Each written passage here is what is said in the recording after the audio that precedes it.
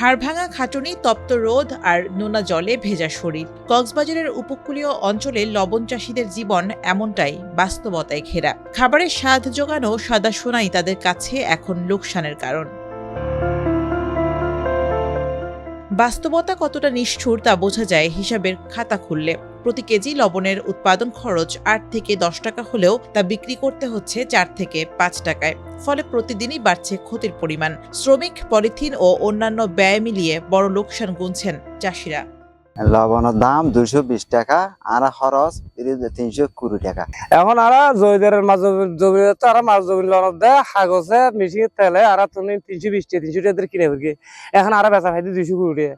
ধারাবাহিক লোকসানের কারণে ঋণের জালে জড়িয়ে পড়ছেন উপকূলীয় প্রান্তিক চাষিরা। পেশা পরিবর্তনে বাধ্য হচ্ছেন চাষি ও লবণ বাজারজাতে জড়িতদের অনেকেই। এমন পরিস্থিতি অব্যাহত থাকলে দেখা দিতে পারে সরবরাহ সংকট। দীর্ঘদিন লবণ চাষ করি, লবণ আজিয়া 508 বছর ধরে এক গুণেরই 340 বা 380 মানে আর তো রাউন্ড বিক্রি ইয়া করা পরে আর এখন উৎপাদন করি দি কম, এখন বিক্রি করা পর 220 230 এভাবে। এই সংকট থেকে বাঁচতে কৃষকদের কাছ থেকে সরাসরি লবণ কেনা এবং লবণ বোর্ড পুনর্গঠনের দাবি চাষিদের।